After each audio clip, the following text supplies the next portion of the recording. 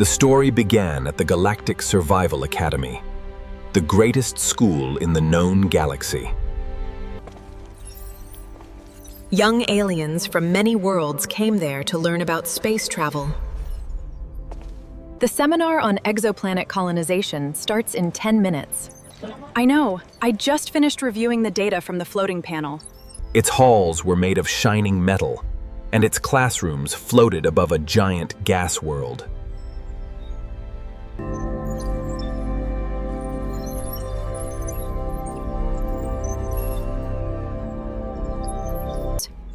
To them, dangerous planets were rare, and death worlds were only stories from books.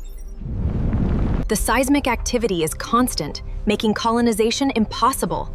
Notice the molten lava flows. That is so cool. Welcome back, everyone. Settle in, and we shall commence. He was calm, old, and respected. Today we begin our study of Earth, not just a planet, but the origin point for all known sentient life. Some students were confused because Earth looked too pretty to be dangerous.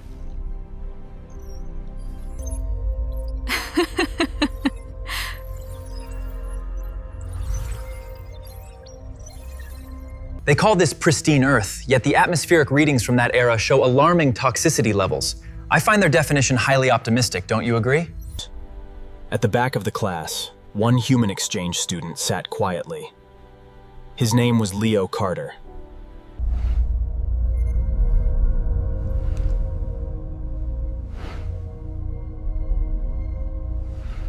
By the end of this lesson, you will understand why Earth is called a death world.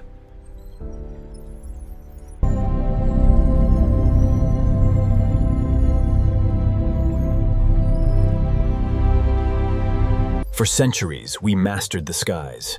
Now, the skies fight back. Behold, the age of weather that hunts.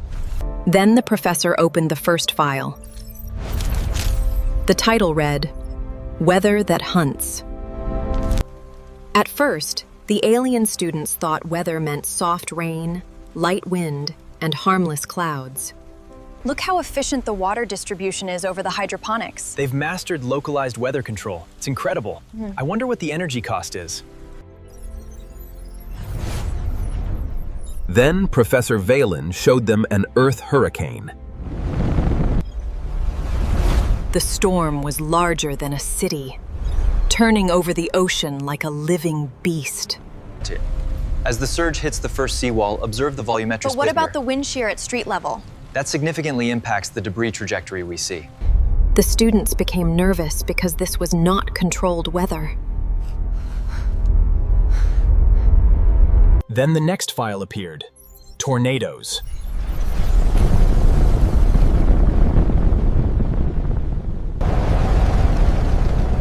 A spinning tower of wind tore trees from the ground. Torek whispered that no intelligent species would build homes on such a planet.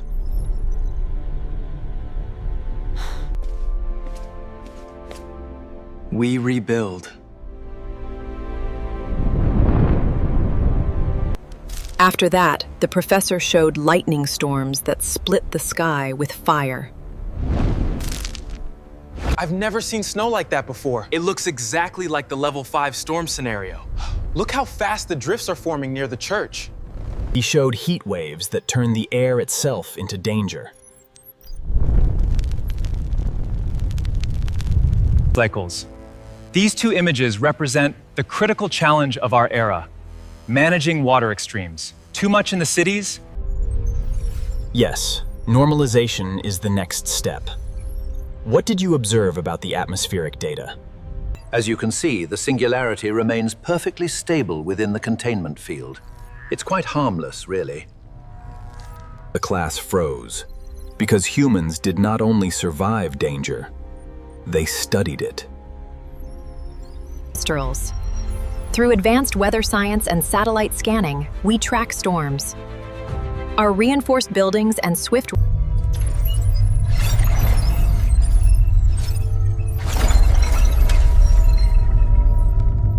Professor Valen darkened the weather file and opened the next lesson: the planet that moves.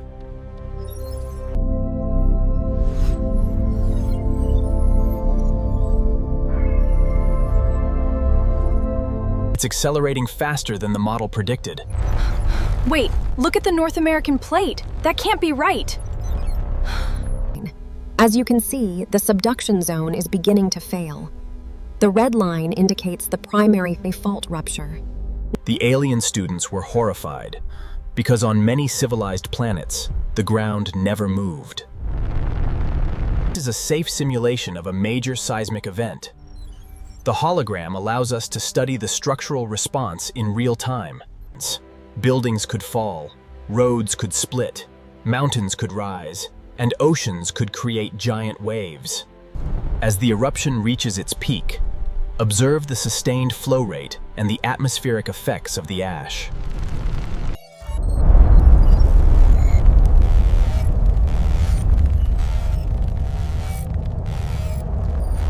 A beautiful mountain had become a weapon.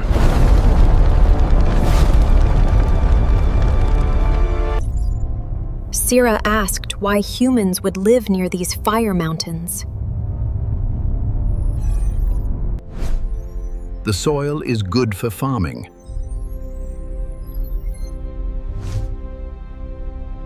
The aliens could not understand it. Humans lived near fire mountains because the dirt was useful. Professor Valen continued with landslides, sinkholes, avalanches, and tsunamis.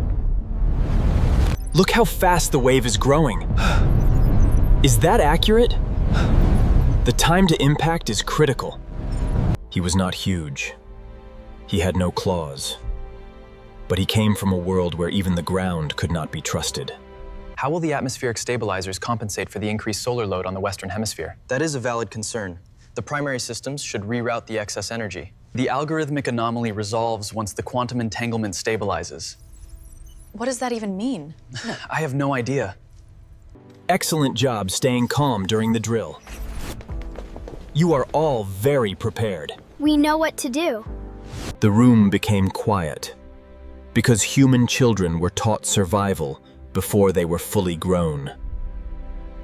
You think you know the Earth, but below the surface lies a world far more dangerous. Welcome to the deadly oceans. This is Earth, cadets. The blue you see represents the dominant feature, the oceans. Understanding this biome is crucial for your survival training. At first, the students relaxed. Water was common in the galaxy. Observe how the hydro turbines utilize the gentle current to power the residential sectors of the floating city. The light disappeared.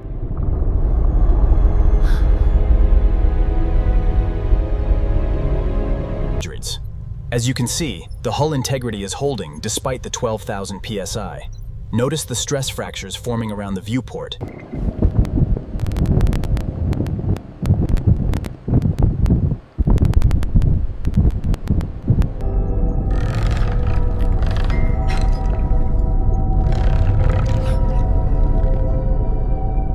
The Hadal zone remains largely a mystery.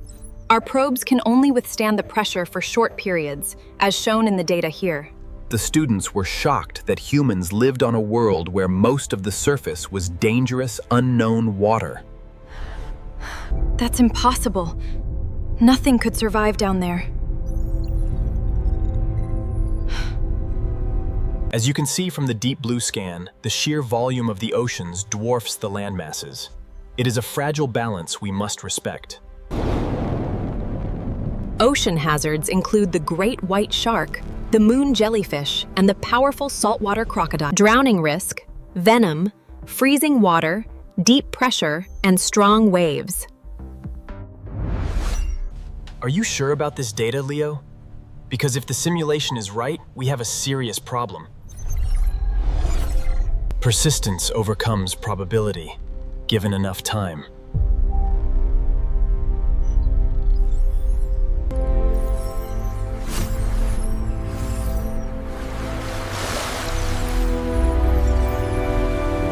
One alien student slowly covered his eyes. Professor Valen explained that humans were not careless. They were curious.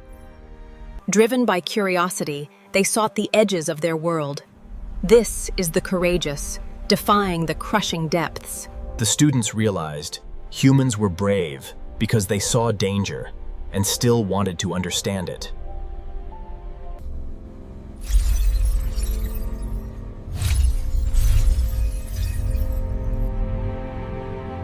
The hologram changed again, and Earth's forests filled the classroom.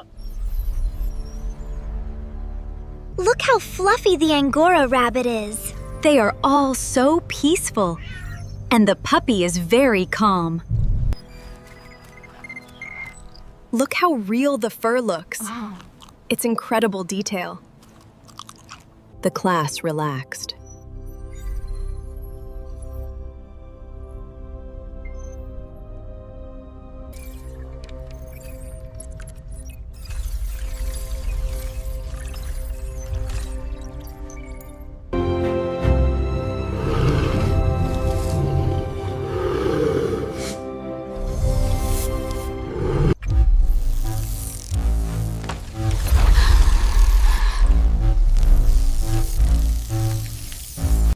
As you can see, the layered ecosystem hologram clearly delineates the safe zones for these predators. The lion on the land, the chameleon in the branches. Look at the detail on the crocodile's jaw. The pressure sensors are incredible. Imagine getting bitten by that. Some killed with claws.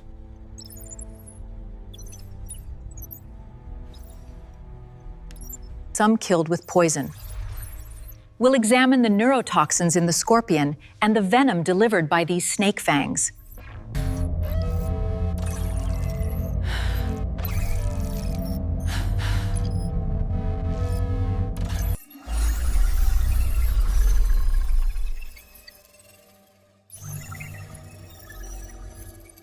The students became more afraid of the invisible dangers than the large predators.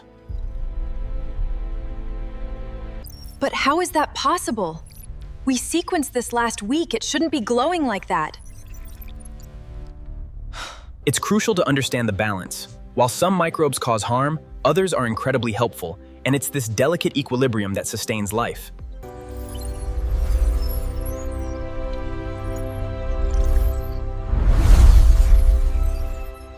They had to learn which plants were food, which were poison, which animals could be friends, and which could end a life. Then Sira saw a human child hugging a dog.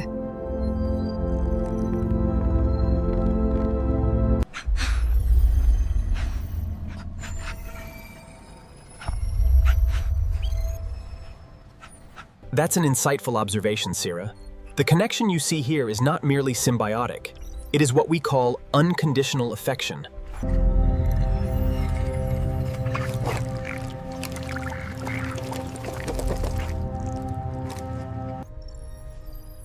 That is one reason humans are dangerous.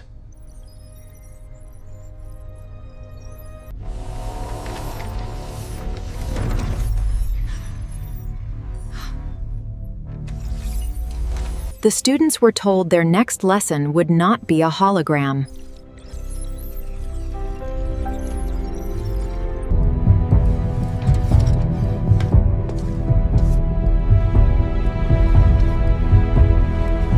The alien students entered the Academy's survival dome. It had been changed to look like a small piece of Earth.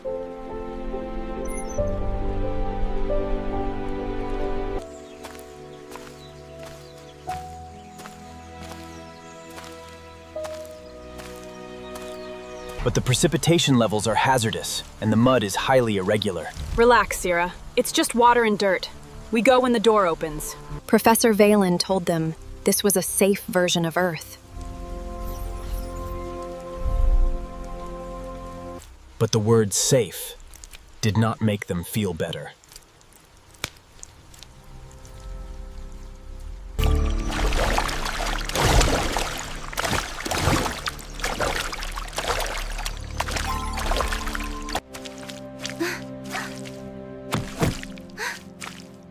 One student slipped in the mud. Another panicked at the buzzing insects.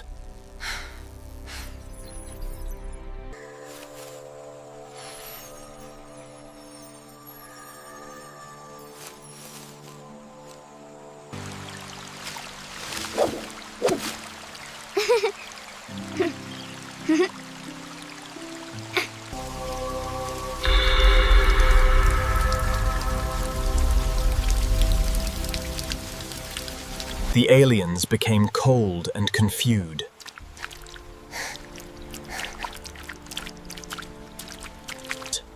Their shoes sank into mud. The wind changed direction, and the path became hard to see.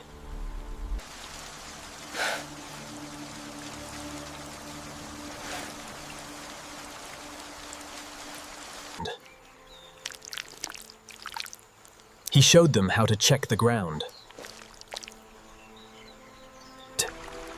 He showed them how to listen for water. He showed them how to stay together and mark a trail. Easy does it, everyone. Nice and slow, just like we practiced.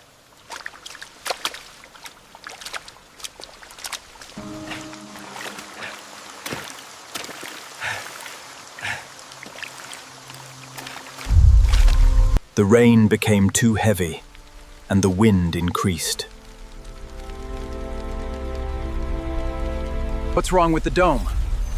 Look, the safety lights are blinking. Remain calm, students. It appears to be a minor fluctuation.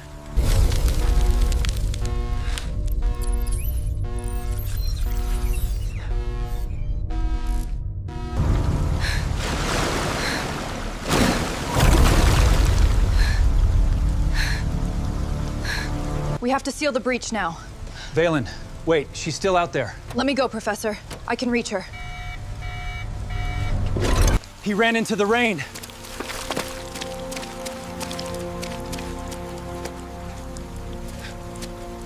For the first time, the alien students saw what an Earth-born human did when danger became real.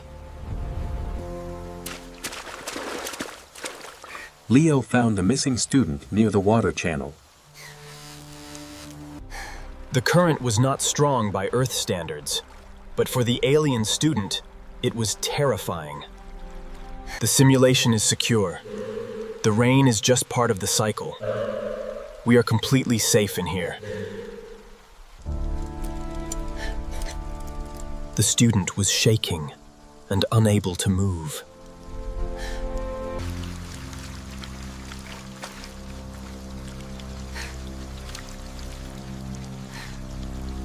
Everything is going to be fine. Just focus on my voice and the sound of the rain. The student obeyed.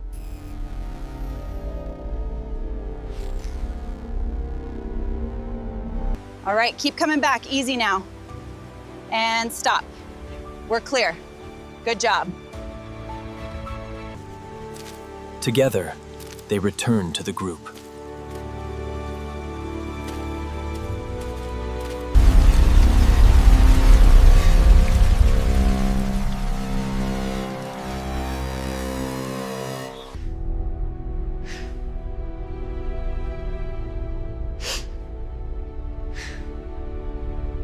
The fake forest became quiet.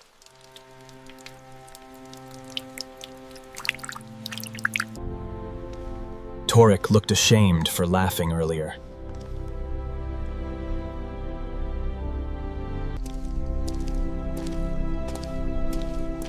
Now you understand. Earth is not called a death world because everything on it is evil. These symbols, the storms, the mountains, the oceans, the forests, and our homes, represent the core elements of our survival lessons.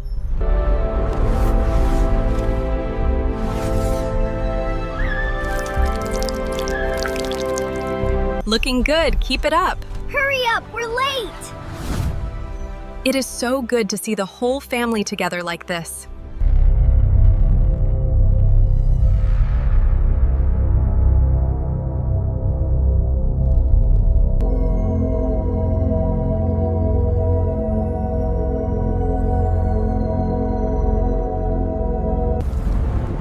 A brutal teacher, but still a teacher. Leo, your perspective on the recent climate data is intriguing. Could you elaborate on how the hydrological cycle might be affected by these localized weather patterns?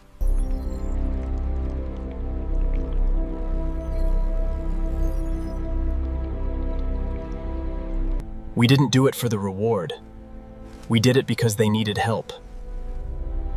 It's just human nature.